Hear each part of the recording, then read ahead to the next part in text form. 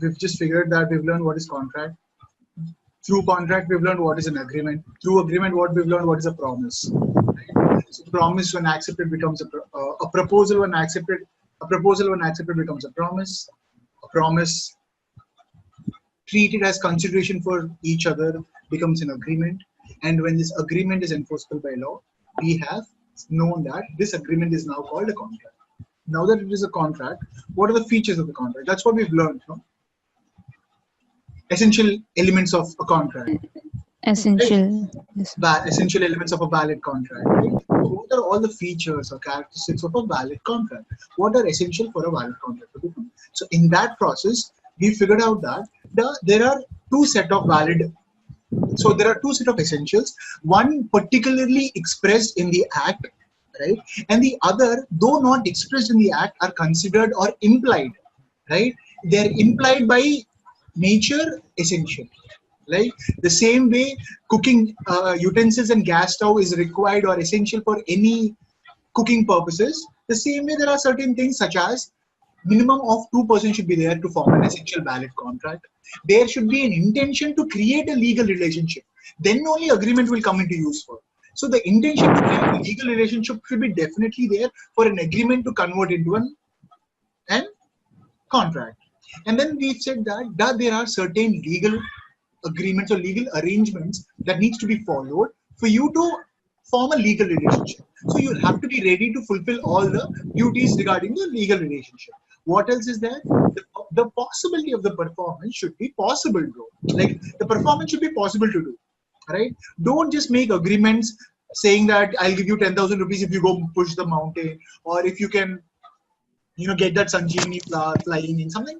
Don't just put all these stupid promises or don't make them into agreements, and don't make that agreements technically into contracts. Right? Out of your foolish things, you can do anything as a contract, but don't just come to the court if the possibility of the performance is not there, right? And then what's the other thing? What is the one more implied essential?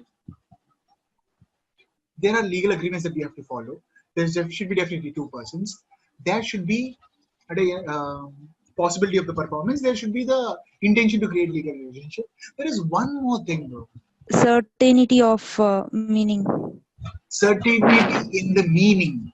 Which oil do you want? How many liters do you want? Right? What are you buying from me?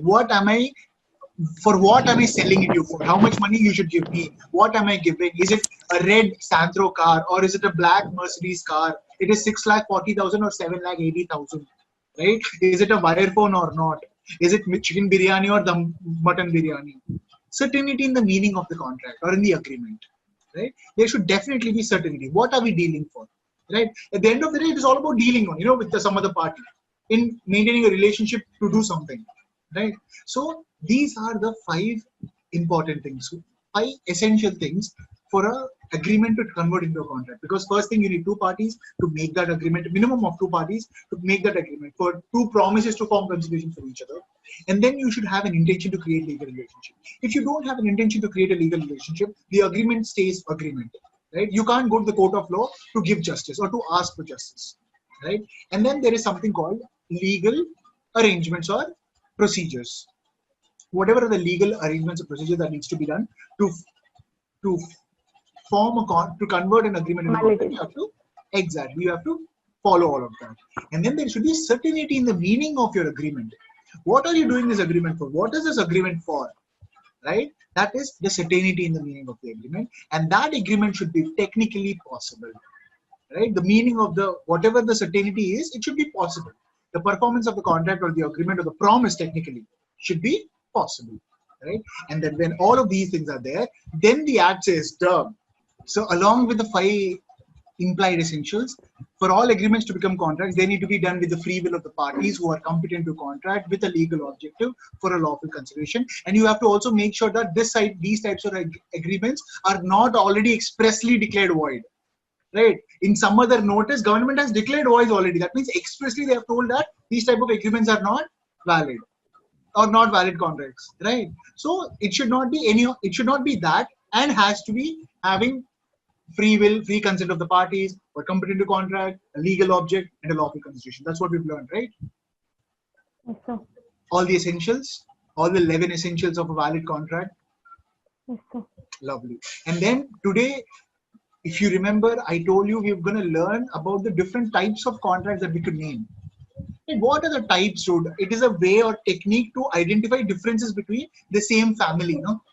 It's like there's so many types of fishes. To identify what is what, we name this is sardine, this is pamphlet, or this is XYZ, this is ABC, this is so many different types of fishes. It's small fishes. In small fishes, so many names, right?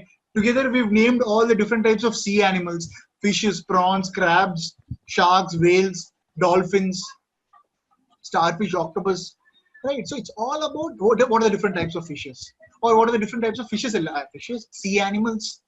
So types are always names or structures that we need to remember, right? So this could be explained or described as this also, right? So like a starfish is also described as a fish, right? Or an octopus is also described as a living organ or a sea organism, right?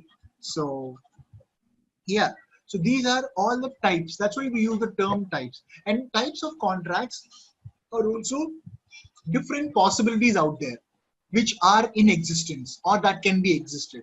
So there could be this type of contract also. Technically, we could describe. How do we describe this contract? Oh, this is a this contract. This is a this type of a contract. This is this type of a contract. Like this is a SUV car which accommodates 8 people, 6 people. This is a hatchback which would accommodate 4 or 5 people maximum, right? So what are these about? How do we describe? This is a hatchback. This is a sedan. This is a SUV. This is a MUV, right? Multi-utility vehicle, super utility vehicle, or whatever SUV stands for, right? So yeah, so these are types. And so to describe the types of contract that could exist, we have 3 main branches. Okay, so we could describe a contract on the basis of validity. Okay, so whether this is a valid contract or not. When will be anything a valid contract? For to become a contract, it should already become an agreement, no? You guys there with me? Nida, Bhavani, and Navya? Yes, sir. Yeah, Yes, sir. yeah. Navya, hello. Yes, sir. Thank you, Navya. Yeah. So, where were we? Types of contract. Yeah. Types of contract on the basis of validity. For an agreement to be a contract, all essential elements are there, no? If any of the element is not there, that is void contract. So this is not a valid contract. There is valid contract, there is not valid contract. So not valid contracts are called void contracts. As simple as that. If any of the essential is missing, it is a void contract. As simple. So there you could also describe contracts on the basis of formation. Okay. So how did this contract form? Right? We'll see that. Okay. Is this a general contract? Right? This contract is between 2 parties, or this contract is between an organization and the public? This contract is between a person and to all the general public. What is this contract? How did this form? Right? Did the court make this contract? What happened? How did this contract form? And we could also describe a contract on the basis of the performance. Okay, so describing the contract based on the performances. Okay, the contract does this, we have to do this. How much until now? How much has been done? Is this executed? Okay, this is an executed contract. Done, said that is an executed contract. Is this executory? That means there is still a part of work being left, either by one of the parties or both the parties. If both the parties are yet to do the work, it is a bilateral executory contract. Right? If one party has completed his work and the other party's work is pending, that is a unilateral executory contract. Right? So it could be a valid contract formed on the basis of express contract and is executory or is in the executory position. It is an executory contract. That means it's still the work has still to be there. So the terms, all the fruits or leaves under these branches could be parallel. Like one at a time you could choose. One of this, and one of this. 3 points, done. Any contract, any situation, you describe. This is formed on this the executory position is this. So the ways you describe a contract. So 3 ways you can use to describe contract. On the basis of validity, it is a valid contract. No, it is a void contract. It is a voidable contract. Let's see what is it. It is an illegal contract. What is an illegal contract? Agreement which is not enforceable by law. How did it become a contract? Let's see. And yeah, whatever are there those. And then on the basis of formation, how did you guys come into contract? Right? And then on the basis of, what was the third one? Performance. On the basis of performance, what is this contract? Executory or executed? Sir, this is executed. Oh, no, that was executed. No, this is executed, done. The contract has been executed, sir. It's still an executory. All that dialogues that we can use. So what are we using technically? We're describing the contract. Okay, so that is why we need the literature of types of contracts. Let us go into right away that. If you maintain a docs like this, it would be very, very, very useful for you to maintain an indent like this, right? So we've learned what is a contract in agreement. We've learned a promise. Then enforceability by law. You know it. You know when and where it comes, right?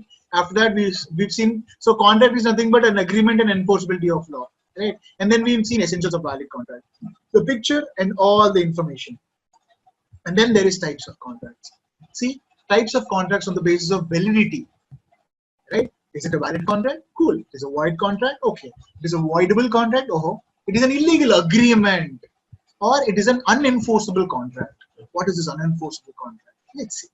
On the basis of formation, types of contracts on the basis of formation. You could say that is an express contract. You could say that is an implied contract. You could say that is a quasi contract, or you could say that is an e-commerce contract. You could also say that it is an executed contract. You could also say it is an executory contract. You could also say it is a unilateral executory contract, or it is a bilateral contract. Right? So yeah, so these are all the ways you could describe. So let us fatafat see one by one, and let's just call it a day. Let's just learn what are the different types of contracts, and then just enough. Let's have a great day tomorrow. Okay? So, and then we have void contracts. What are void contracts? So valid contract is one of the types of contracts on the basis of formation or validity, right? And then we have void contracts. What are void contracts? Section 2 of some section at some point states as follows: a contract which ceases to be enforceable by law becomes void. A contract which ceases to be enforceable by law becomes void. When does an agreement become a contract? If it has all the essentials of the valid contract, if it have all the essentials of a valid contract, it is a valid contract. And now it has become a contract. And then what is happening? One of the essential which was valid, which was there before, is now failing to exist. What could be one of the reasons? It could be two parties, right? What if there is no other party now? Now this contract has ceased, because there is no other party. Right? So a contract which ceases to be unenforceable by law becomes void. Oh yeah, it became a contract, but then due to the absence of the one of the essentials of the contract, it could not become a contract. It now ceased to become a contract. Ceased means stop. It's not anymore a contract. You don't consider it a contract anymore. It is a void contract. You consider it a void contract because it has ceased to perform. Example, Mr. X agrees to write a book with a publisher. See, after a few days, X dies in an accident. So this guy X has agreed with a publisher. So publisher is a person who calls authors and publishes their books and takes a share out of the business it makes or the revenue it makes. Right? So Mr. X agrees to write a book with a publisher. After a few days, X dies in an accident. Here, the contract becomes void due to the impossibility of performance of the contract. So it was a valid contract before when X agreed to write a book with a publisher. All the essentials were there. Agreement turned into contract. But then when one of the party has died or ceased to be no more, the contract also has ceased to be no more because two conditions. One thing, there is no other party. The second thing is that you remember one of the implied essential as possibility of performance. Right? Can Sandilya write a book for X and publish it on the name of X? Can Can I do that? Can Sandilya write a book and publish it on the name of X? I can't do that, right? Can I? No. Can I? No, sir. Yeah, right. We can't. So possibility of performance is a. So what happened? Out of all the essentials that are required, two have gone. Right now, in this situation, the contract became void. Void means it ceased to exist anymore. This contract will not be performed. Right. So this contract has become void. Because a void contract is one which cannot be enforced by court of law. Now, even if you go to the court of law, what will court do? This contract is cancelled. That's what it did, no? Because I won't see if I make an agreement for MF Hussain painting, I don't want some other Hussein's painting. Right? I don't want Zakir Hussein's painting for sure. Right? So I'm asking for MF Hussain painting. I need MF Hussain painting only. And if MF Hussain has died, I don't want any other painting. Right? Even if the court comes, it can't force me to take another painting, no? What will court do? Dude, he doesn't like to take another painting, give his money back. As simple as that. So law is about finding a solution in a complex situation, right? That's what we are using these rules and regulations for. Right? So here the contract becomes void due to the impossibility of performance of the contract. Clear? Yeah. You see the next example. Then there is something called voidable contract. In voidable contracts, this section 2, subsection I defines that an agreement which is enforceable by law at the option of one, but not at the option of the other. An agreement that is enforceable by law at the option of one party, but not at the option of other. What is this thing, man? An agreement that is enforceable by law is neither. What is an agreement enforceable by law? What do you Contract, call sir. Contract. it? Valid contract, yes. What do you call an agreement that is not enforceable by law? Invalid contract. Kya? Agreement enforced by law is contract, sir. Okay, what Valid do you call contract. an agreement? Yeah, a valid contract, true. What do you call an agreement not enforceable by law? It's void, sir. It's a void contract, contract. right? So the role is changing. So an agreement enforceable by law, valid contract. An agreement not enforceable by law, void contract. An agreement enforceable by law, but at the option of one party and not at the option of other party. That means if Nidra is one party and I am the other party, either at the option or either at me. I'm giving an example on the option of me. That means if I have an option to enforce the contract, then Nida should be obligated to perform. Right? And if I don't want to enforce this contract, I can cancel it right away. Okay? So that is a voidable contract. So, but once the contract, as long as the person who has the option is letting the contract go, that is a valid contract. But at the same time, it is also voidable contract for the person who has the option to enforce it or not. Okay? So that is a voidable contract. And it is an agreement that is enforceable by law at the option of one party, but not at the option of the other. Understood? What is a voidable contract? Bhavani, can you give me straight away 3 definitions of both valid, void, and voidable? Yeah. Can you describe me the 3 definitions of valid contract, void contract, and a voidable contract? Valid contract, a contract which is It is a contract already. and it's an agreement which Exactly. is enforceable by law. Yeah, that's it. What is a voidable contract? What is a void contract? An agreement which is not enforceable by law. Lovely. What is a voidable contract? An agreement which is enforceable by law at the option of one, but not at the option of other. This is how you explain these 3 concepts to any person on the earth who knows basic English. Any word more, any word less, you will not be able to communicate in the shortest form. Right? If you did not understand, you should add words, no? So if you're writing and if you want to ensure the shortest formation of communication, you just express valid, void, and valid, void, and voidable contract, like the way Bhavani just said. Clear? All of you? So, Yes, Navya sir. and Nida? Yes, sir. Oh yeah. So we have something here.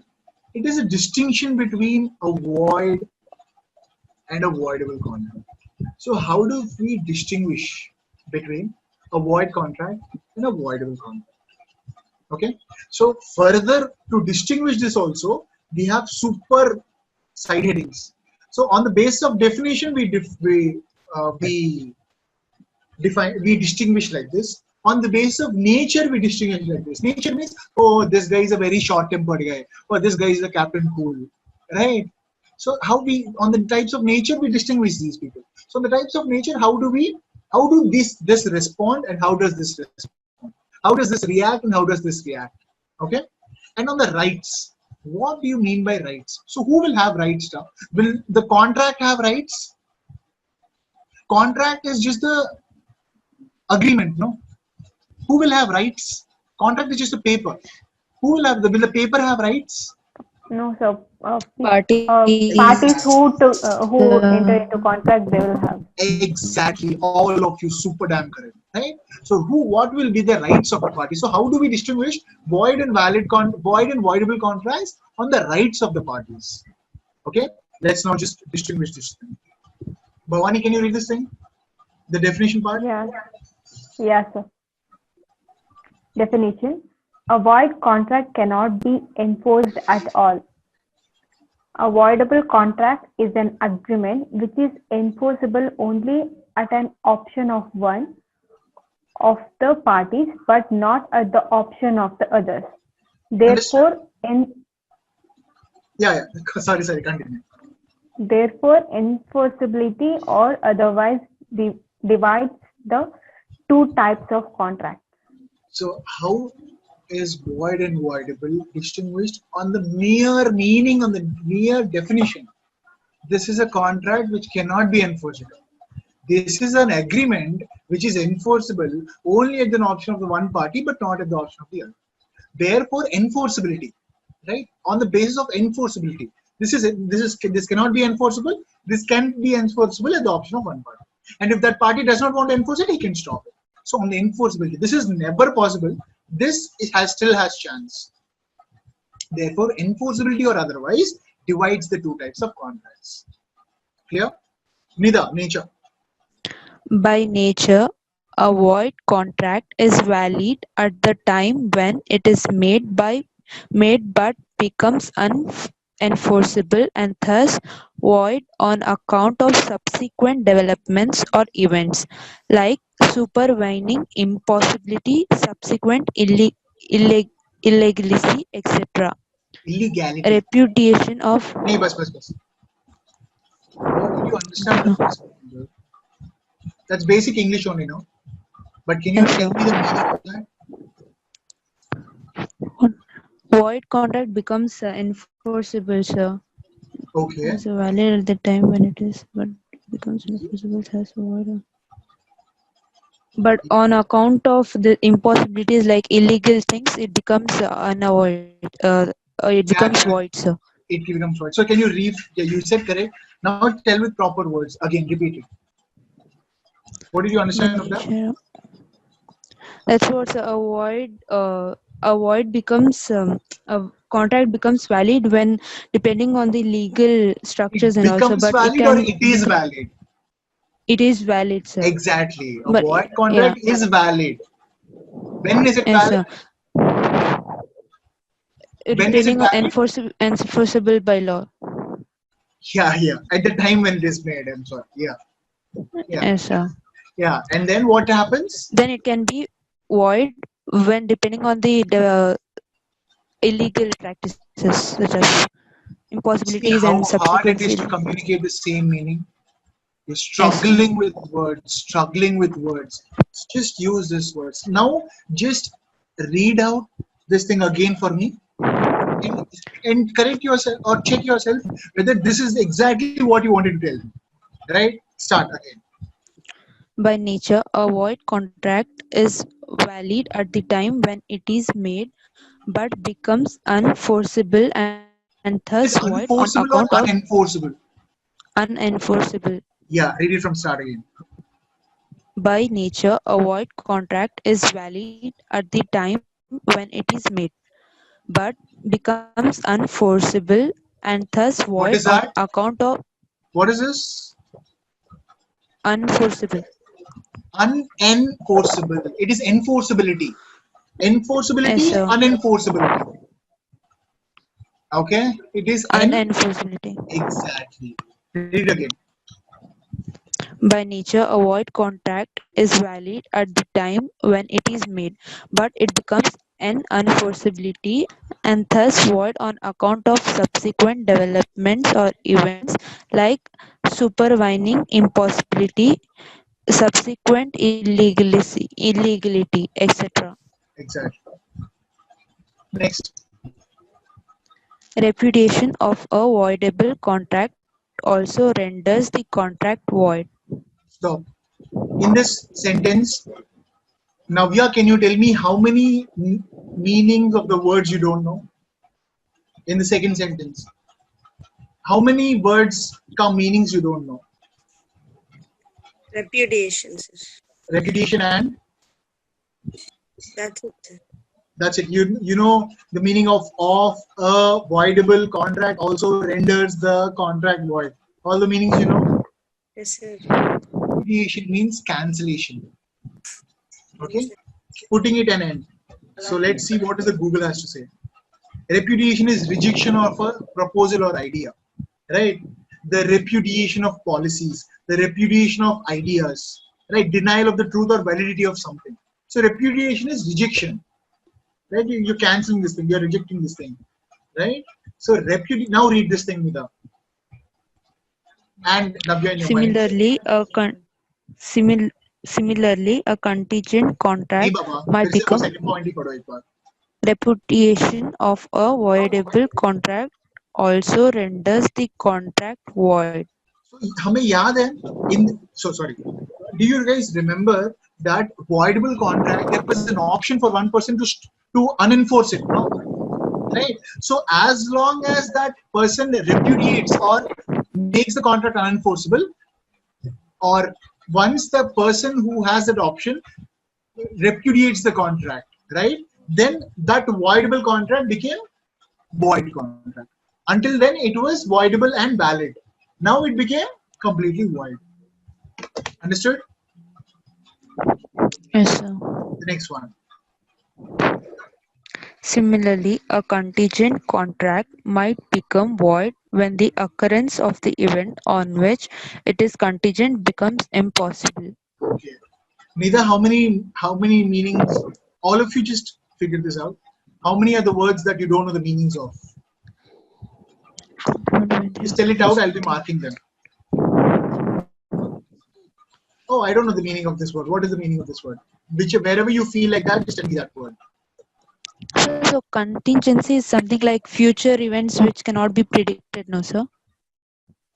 Nida, almost right. Yes, you're almost there. Yes, Navya yes, and sir. Bhavani, are you aware of what contingent means? Navya and Bhavani? Yeah, Navya and Bhavani. No, sir. Okay. Navya? Hail Navya. A chance of occurring, sir.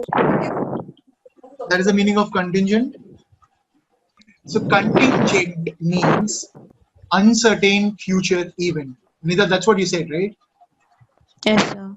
Exactly. So any uncertain, what do you mean by uncertain? Rain is uncertain. The time when the rain falls is uncertain, right?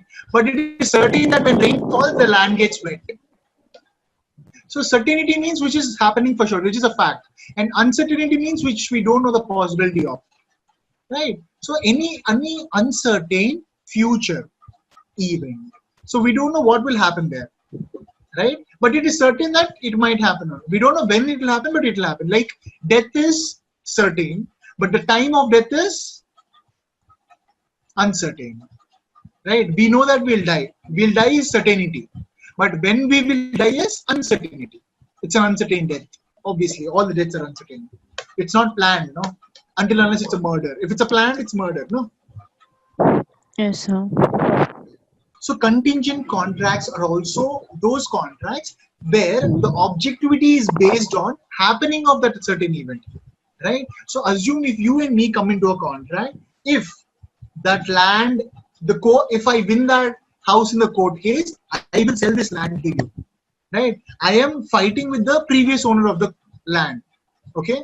And he's saying that it's still his land. I'm saying that I bought it completely, right? So we both are fighting a case for that land in the court, and I am making an agreement with you, right? I'm making an agreement with you that if I win that house in that or in the land in that case, I'm ready to sell you. I am willing to sell you at so and so price. So this is what a contingent contract, a contract based on an uncertain future event, or an agreement based on an uncertain future event. So similarly, a contingent contract might become void when the occurrence of that event on which it is contingent becomes impossible. What is it saying? That if I win the case, I will sell you. What if I don't win the case? That means I don't have a land that I can sell you on. No. So this agreement becomes a void contract. An agreement not enforceable by law. It's a void contract. But had if the agreement, the house, I would have won the case and I got the house, that is a valid contract. No, the contingent contract became a valid contract. So a contingent contract might become void when the occurrence of event becomes impossible, and becomes valid when the occurrence of the event is possible. The right to treat it as voidable does not invalidate the contract until such right is exercised. So what is it telling? The right to treat a contract as voidable. What is the treatment of voidability? That one person has the option to enforce or not enforce the contract, right? So the right to treat the contract as voidable does not invalidate the contract until such right is exercised. That means as long as that right is exercised, the contract stays valid. Once the right is exercised, it becomes void. Clear? Yes, sir. Bhavani, can you read the rights of the parties to distinguish what are the rights of the parties of a void contract? What are the rights of the parties of a voidable contract? Yes, sir. Hail Bhavani. Yeah, what are the rights? As regards rights of the parties, in the case of a void contract, there is no legal remedy for the parties as the contract cannot be performed in any way. Yeah, you understood, right? Did anyone did not understand?